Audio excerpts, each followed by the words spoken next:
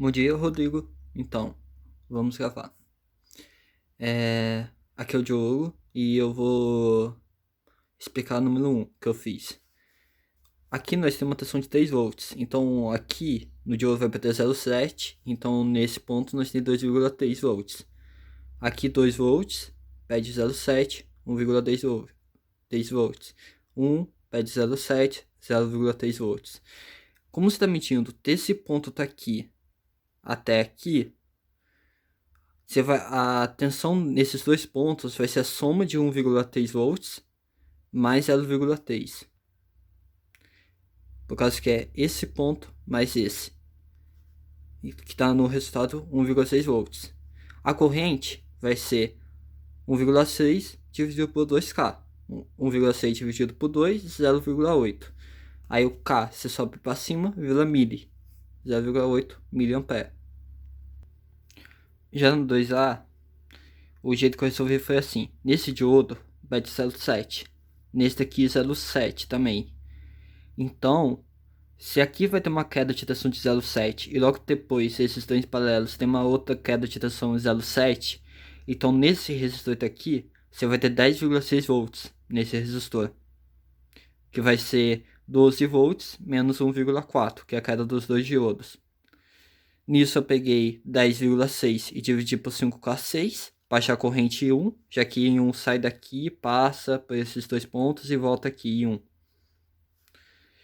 Depois que eu achei 1, eu achei 2, pegando 0,7 e dividindo por 3K3. 0,7, pois o diodo está em paralelo com o resistor, e é como se fosse um circuito limitador, esse negócio. Então vai travar em 0,7. Então aqui tem uma tensão de 0,7. Nisso eu peguei 0,7 e dividi por 3K3, achando o I2, que deu 212,12 microamperes. Depois eu peguei a KC, 1,89 mA, 212 microsai. Então o I3 vai ser esse menos esse, que eu fiz a conta aqui. Passei 212 para o outro lado negativo, subtrair, deu 1,67788 mA. Já B, da 2, você tem... O que eu fiz foi o seguinte, nesse de outro vai perder 0,7. Nesse também 0,7. Então, se você tem 12 volts, tem uma perda de tensão de 0,7 e tem uma outra perda de tensão de 0,7, você pode criar um circuito com uma fonte de 10,6 e tirar os dois diodos. O que eu fiz aqui nesse caso. Eu fiz a resistência, os dois em paralelo, e eu pedi 2,22K.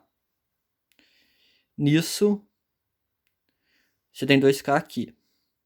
Nisso eu só piquei LKT, 10,6 vezes 222 dividido por 422 vai ser igual a 5,8 volts. 10,6 dividido por 2,22 e dividido por 4K, que é a resistência equivalente. Aí eu obti a tensão nesse ponto daqui. Então peguei essa tensão, subtraí dessa para achar a tensão nesse, que deu 4,8, que eu fiz aqui a conta. Já para as correntes eu peguei 4,8 e dividi por 2K, por causa que seria a tensão no resistor 2K dividido pela resistência, aí deu 2,4. E 2 eu fiz a mesma coisa, peguei 5,8 volts e dividi por 6,8, deu esse valor. E 3 deu 5,8 dividido por 3K3, deu 1,76 mA. Aqui a gente tem o circuito desenhado. Você tem 360 espiras desse lado e 22 dessa, que seria o Y mais 2. Aí você tem os diodos, você tem o resistor e você tem o capacitor.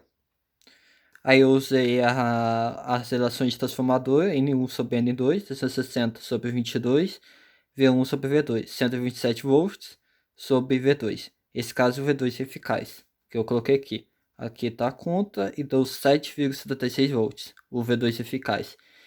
Aí para achar o V2 de pico, você tinha que pegar o eficaz e multiplicar por raiz de 2, que dá no caso 10,97 volts.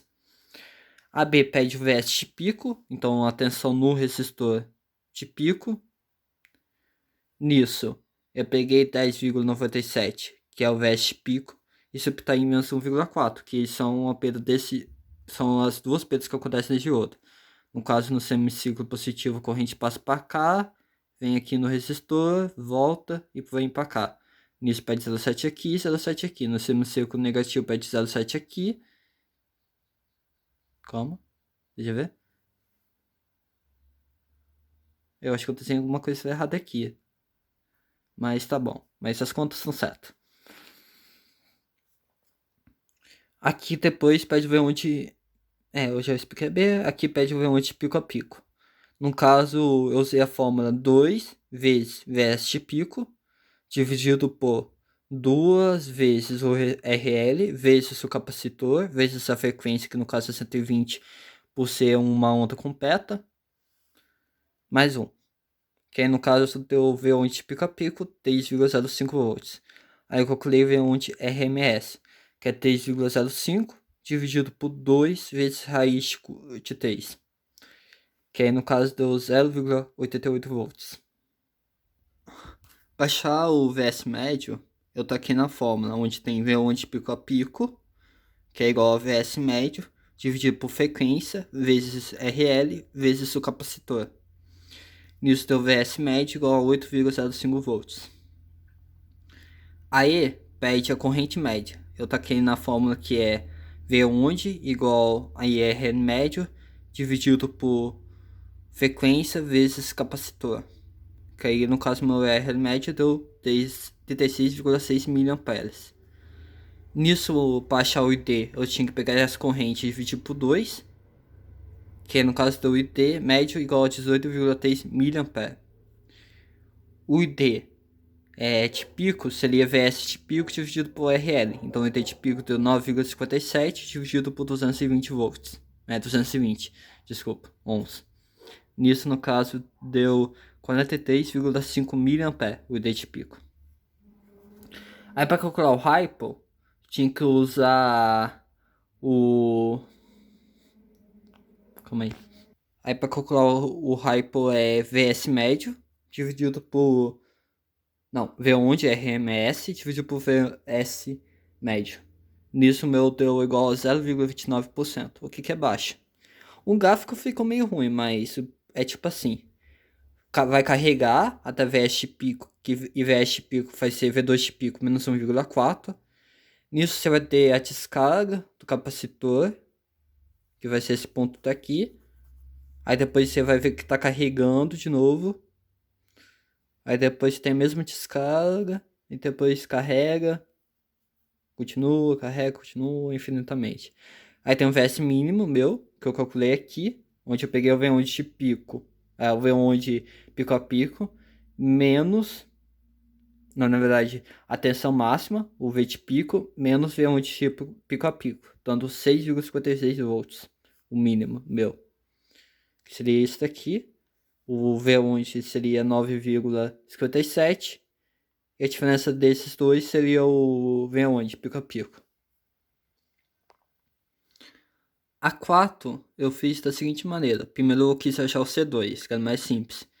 Então eu usei a fórmula que é V1 pico a pico é igual a tensão média, VS médio, dividido pela resistência, vezes a frequência, vezes o C2. No caso, esse daqui é 120 Hz, pois é depois já do circuito, depois dos diodos. Então a frequência é 2 vezes mais, já que os diodos fizeram isso. Tá. Depois disso, eu achei o C2. Nisso eu quis achar IS médio, pois eu já tinha a tensão média, então eu podia achar o IS médio.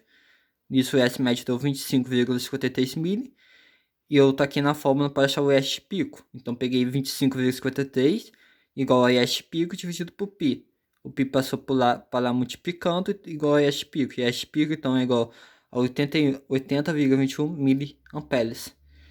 Como o IS pico vai ser praticamente igual a IC1 de pico, pois a tensão é 180 volts e isso faz com que a tensão no diodo seja irrelevante, por ser menos de 100 vezes maior, a tensão da rede é 100 vezes maior que a do diodo, então faz com que fique irrelevante. Eu tô aqui na fórmula para achar C1. E S de pico vai ser igual a... Aqui, ó. Este pico vai ser igual a 2 vezes π, vezes a frequência, que nesse caso é 60 Hz, pois ainda não passou nos diodos, então não fez ficar 2 vezes mais rápido, vezes C1, vezes a tensão, 127, eficaz, vezes a raiz de 2, por causa que isso aqui tem que ser a V2 de pico. E eu só passei tudo isso aqui dividindo, 80,21 mili dividido por tudo isso daqui, que aí no final deu 1,18 microfarad.